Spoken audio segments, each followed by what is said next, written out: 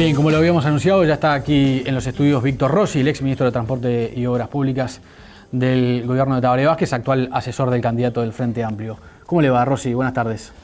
Bien, muy bien, muy bien. ¿Qué ha hecho estos años que ha estado alejado de la actividad pública? Y bueno, ¿Vacaciones? He hecho muchas cosas. Sí. He trabajado en una chacrita que tengo bastante cerca de Montevideo, a media hora de Montevideo, y donde tengo unos corderitos ahora recién nacidos, sí, preparándolos para fin de año.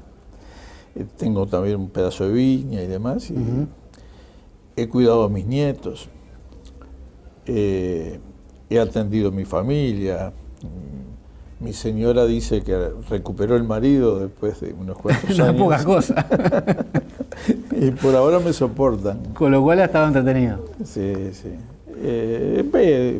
He estado viviendo y trabajando y observando también, aprendiendo. Y ahora está trabajando muy cerca de Tabaré Vázquez como asesor. Bueno, acompañándolo fundamentalmente, más que asesor, creo que soy un compañero de ruta, de camino, y frente al desafío de postularse para un nuevo periodo como presidente de la República, me parecía que había muchas razones para ponerme a su lado y trabajar con él. Si Vázquez no hubiese vuelto a la actividad política, ¿usted se hubiese quedado cuidando a los nietos o hubiese seguido participando? No, ¿Cómo lo ve? Yo soy un militante de siempre, porque...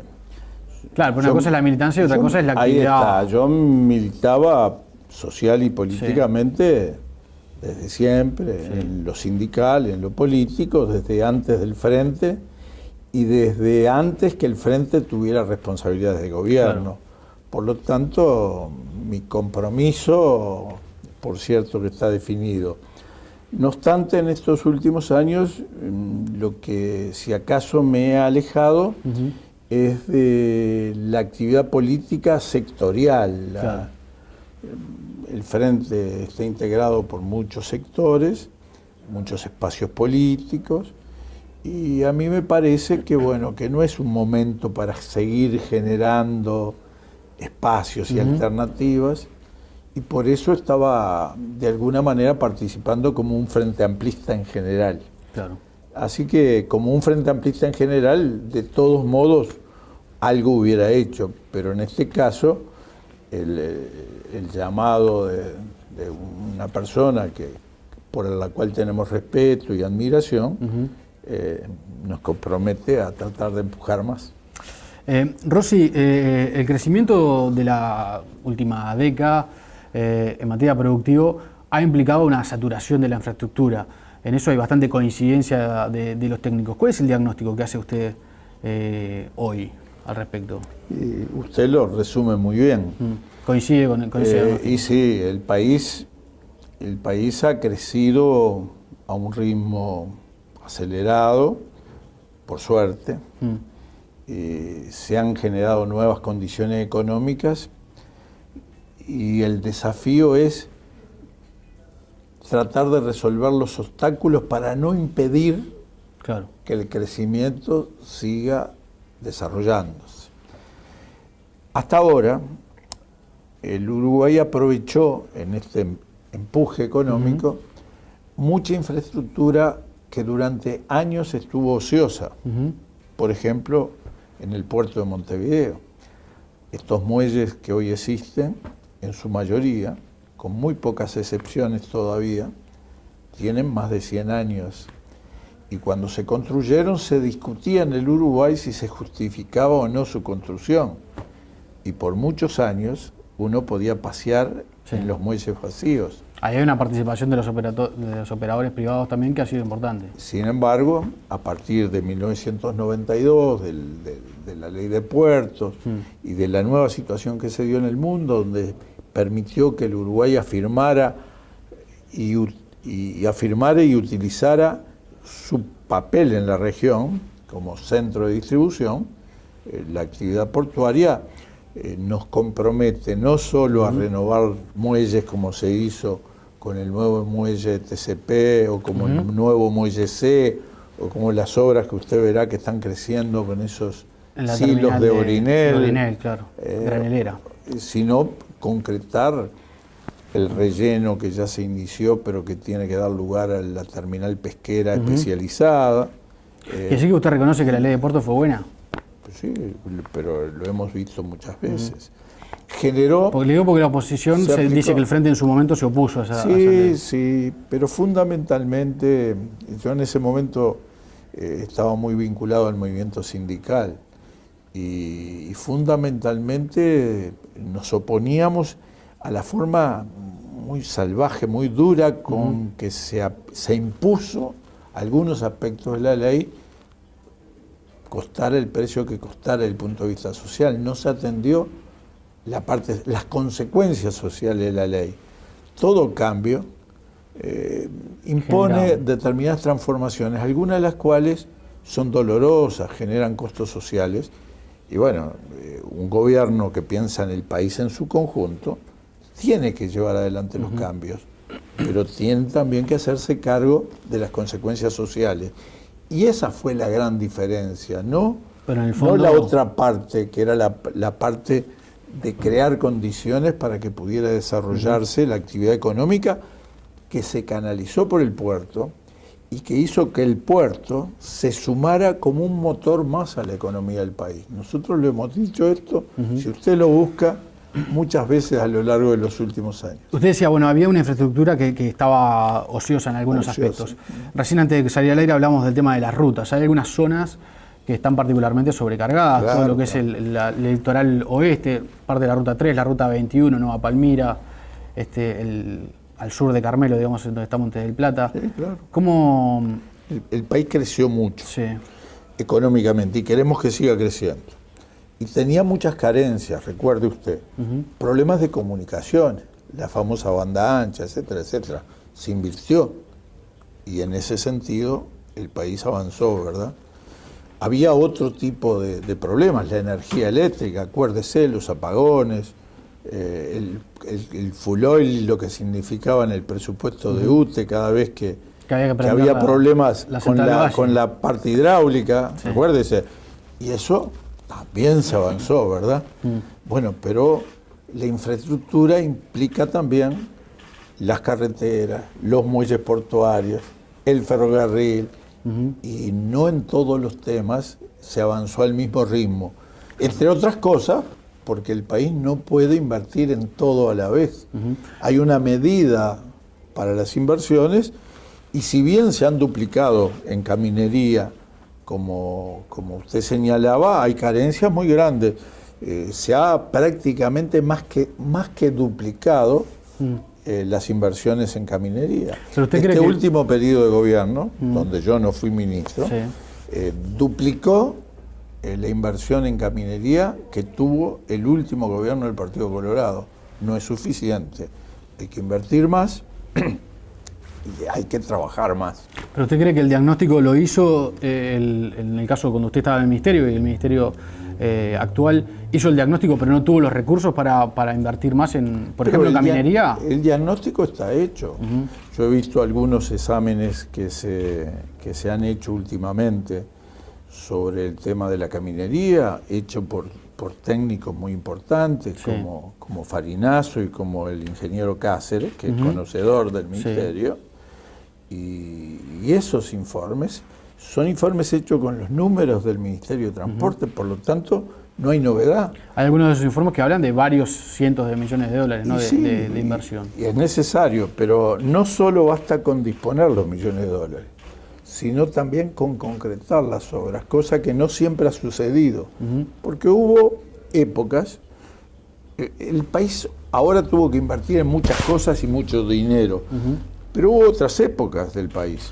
Y sabe una cosa, a pesar de las dificultades que hay actualmente, que yo reconozco y que soy el primero en anunciarle que habrá que hacer un gran esfuerzo en recursos y en trabajo para empezar a mejorar la situación, a pesar de que cuando estuvimos hicimos un gran esfuerzo, no es la peor época esta en materia de caminería en el país.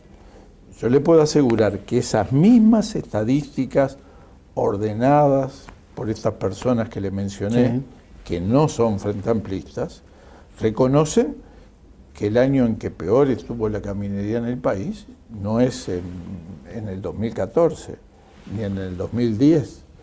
En el 2010 fue el año que mejor estuvo la caminería en el país. Que mejor estuvo Que mejor estuvo en la historia del país. Ahora, lo que pasa es que hoy, como usted decía, hay un crecimiento en algunos sectores de la producción. Hoy hay camiones cargados de madera que obviamente ¿cuánto rompen esos camiones? Que rompen mucho. Y no solo se multiplicó la carga que se transporta en el país, se multiplicó entre 15 y 20 veces. Claro. Y la inversión, recién le decía, solo se duplicó. Por lo tanto, si estaremos retrasados, no obstante, lo que yo le digo, que en el 2010, en la proyección del Uruguay, no fue el peor momento de la caminería. ¿Cuánto cree usted que hay que invertir para mejorar, digamos, sustancialmente la situación de infraestructura? Y las cosas no se hacen de un día para el otro. Si usted me dijera, usted tiene 2.000 millones de dólares, sí.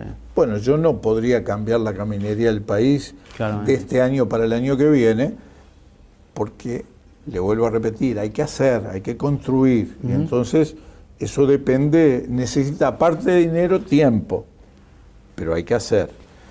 Ahora, duplicar el presupuesto en esta materia, duplicar lo que ya se duplicó, es imprescindible. Yo recién le decía que no estamos en el peor momento, pero muchas veces se dramatiza. Por ejemplo, usted recién mencionó una región que efectivamente los caminos están triturados y necesitan una inversión muy fuerte y lo antes posible. Si usted toma solo esos caminos y se concentra en mostrar eso como la realidad, el conjunto de la ruta del país, usted termina dramatizando y mostrando una tragedia. El Uruguay no aguanta más porque esos caminos están molidos por una carga que realmente se ha concentrado ahí. En esa zona. Pero no es la realidad de todo el país. Yo le puedo decir que en otros periodos estuvo medido con esos cuatriles de muy bueno, regular y malo, claro, que son los habituales en esa calificación que se utiliza históricamente por parte de la Asociación de Caminos del Uruguay. Hubo periodos de gobierno anteriores, por ejemplo en 1994-95 fue el momento que peor estuvo la caminería del país. En el 2004-2005, otro cambio de gobierno, estaban peor que ahora. Ahora, pero volviendo a la inversión, ¿hay una cifra, hay una estimación por parte del Frente Amplio sobre cuánto habría que gastar, por ejemplo, en el próximo quinquenio?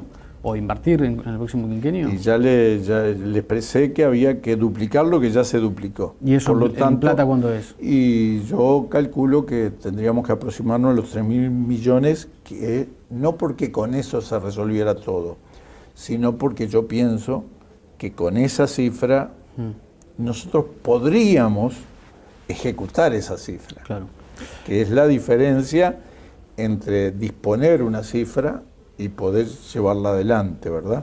Usted puede tener definida la cifra, pero después no tiene la capacidad de ejecutarla. Claro. Yo pienso que tenemos que tender a ejecutar 3.000 millones. 3.000 millones. ¿Se elaboraron algunas figuras como las PPP para intentar que los privados intervengan en esos proyectos, pero no han funcionado bien? No han sido atractivos para los privados, por lo menos. No han funcionado, sí. Porque si nosotros quisiéramos que hubiera funcionado alguna, y la única experiencia que tenemos es la de la cárcel. Claro, ahí quisiéramos, porque eso nos permitiría sacar conclusiones. Pero está mal diseñada, Bueno, al principio hubo la necesidad de muchas discusiones, muchos ajustes. Había desconfianza por parte de los inversores. Las PPP se planteaban además por periodos de 20 años, donde las empresas constructoras nacionales, que en general son empresas familiares, aunque sean grandes empresas, desconfiaban a la posibilidad de comprometerse por 20 años. Entonces, había mucho para masajear, para conversar, para entenderse. Creo que se ha avanzado en el perfeccionamiento de los pliegos que pueden permitir los llamados. Se han demorado, lamentablemente, esos pliegos, y es un instrumento que tenemos la expectativa de que pueda ser un aporte al mejoramiento de la caminería del país. No el único instrumento, no el único. Pero debería funcionar mejor la PPP para que los privados se sumen, digamos. Tendrían que funcionar, ya no mejor. Claro, tendrían que funcionar. Ahora, pero hay que hacerle cambios para que los privados los vean atractivos. Ya le digo, los pliegos se han perfeccionado, y ha habido intercambio, y creo que está más maduro el proyecto. La verdad es que son proyectos que tienen una exigencia grande de elaboración, de entendimiento y de construcción de confianza.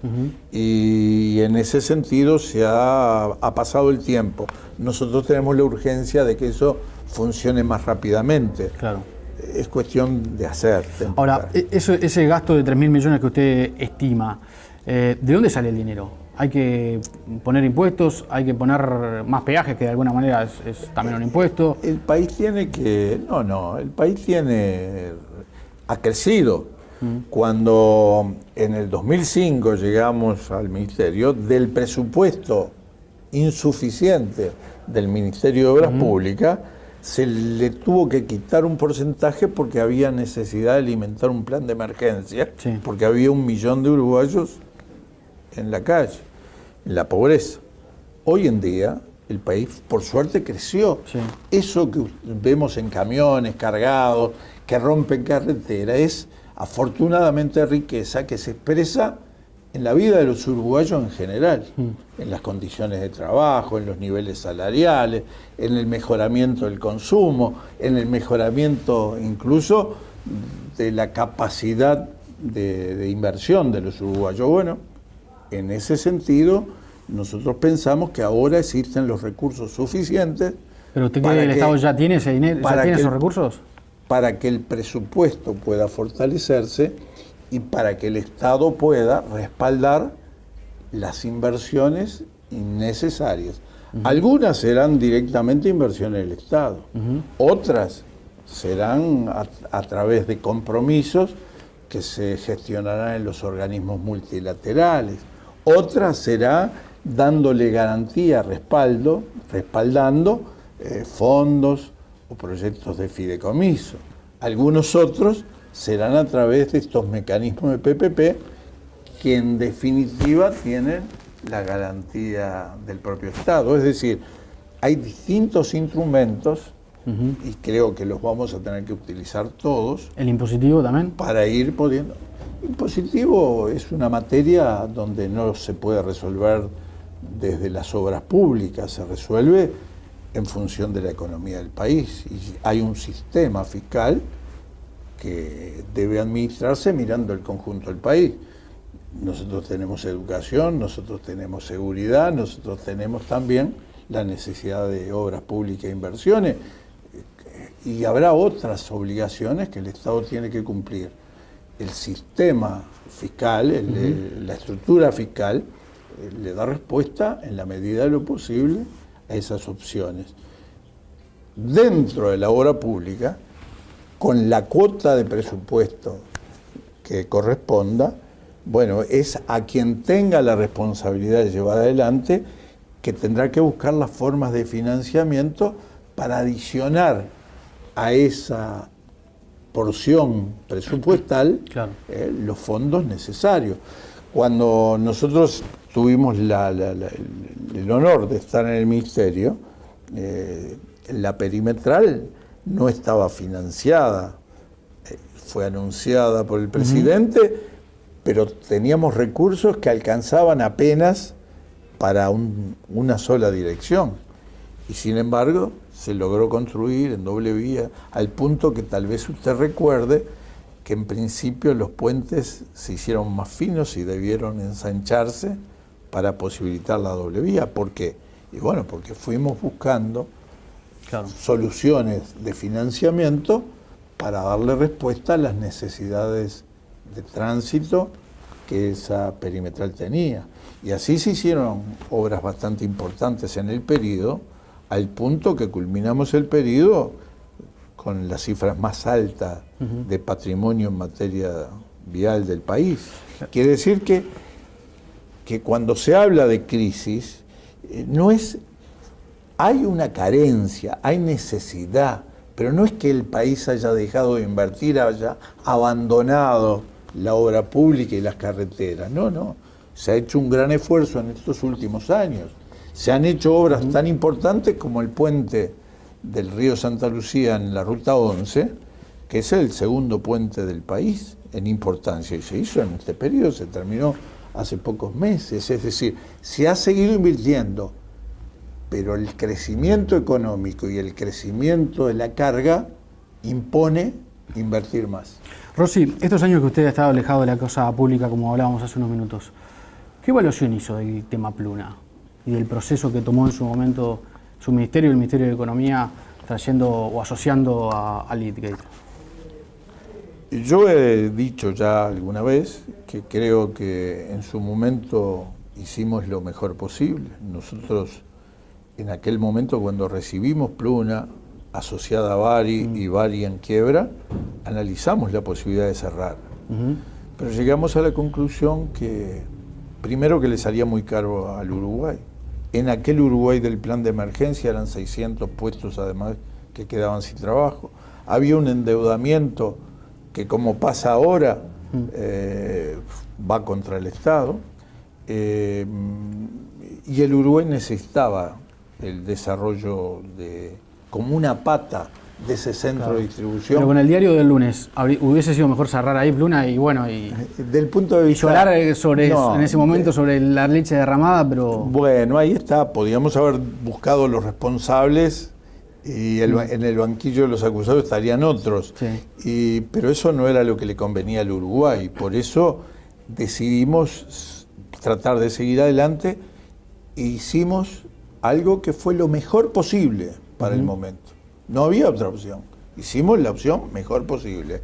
Y en ese sentido los resultados después parecieron confirmar que esto funcionaba, porque se amplió el funcionamiento de la empresa, tuvo una serie de servicios. Bueno, al otro día el cierre de Pluna, el precio de los pasajes ya estuvieron mostrando cambios que eran significativos.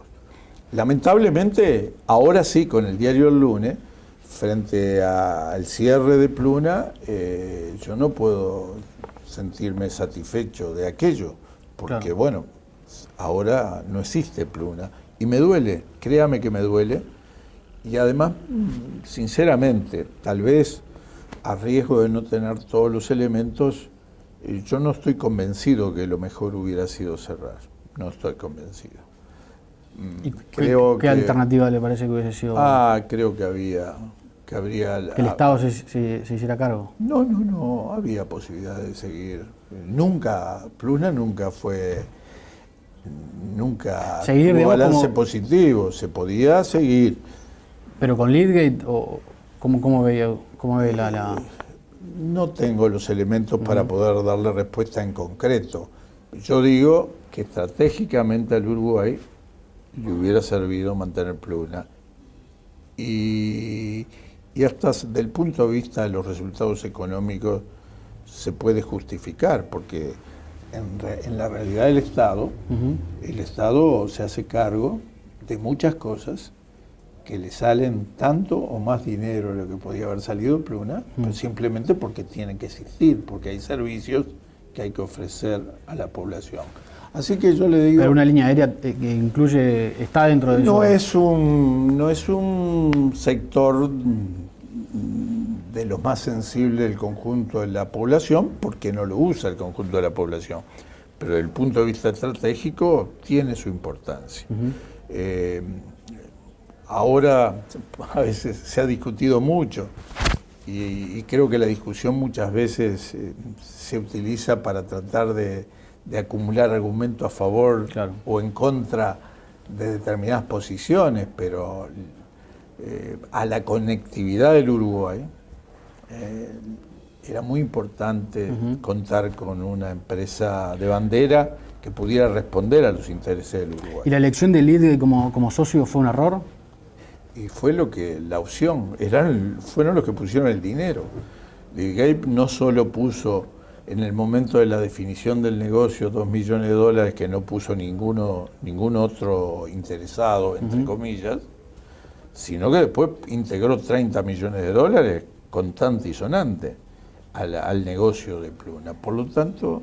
Pero le pidió algunas condiciones al Estado sí, ¿y quién no pidió? Terminó... ¿Y quién no pidió?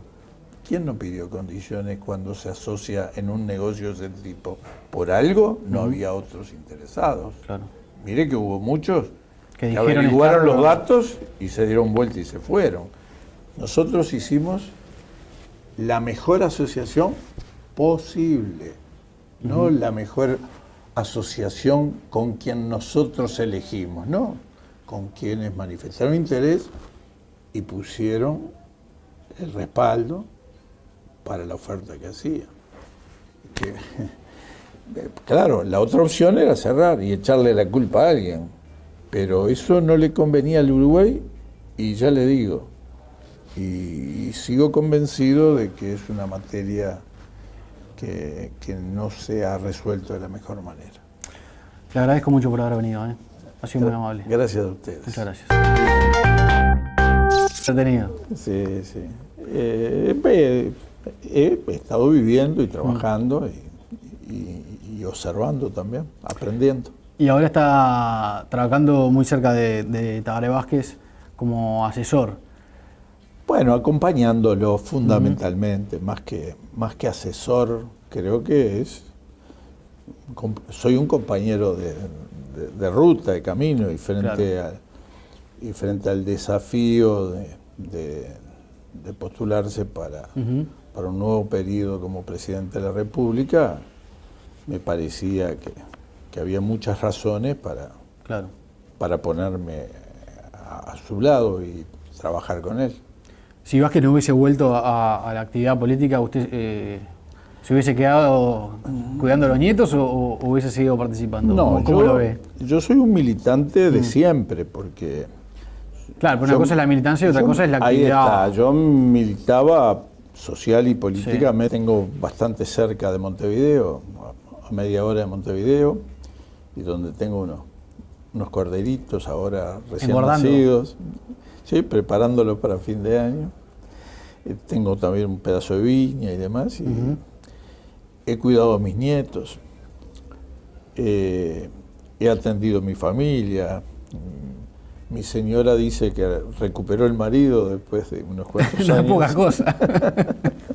Y por ahora me soportan. Con lo cual estaban... Desde siempre, en lo sindical, en lo político, desde antes del Frente y desde antes que el Frente tuviera responsabilidades de gobierno. Claro. Por lo tanto, mi compromiso, por cierto, que está definido. No obstante, en estos últimos años, lo que si acaso me ha alejado es de la actividad política sectorial. Claro. El Frente está integrado por muchos.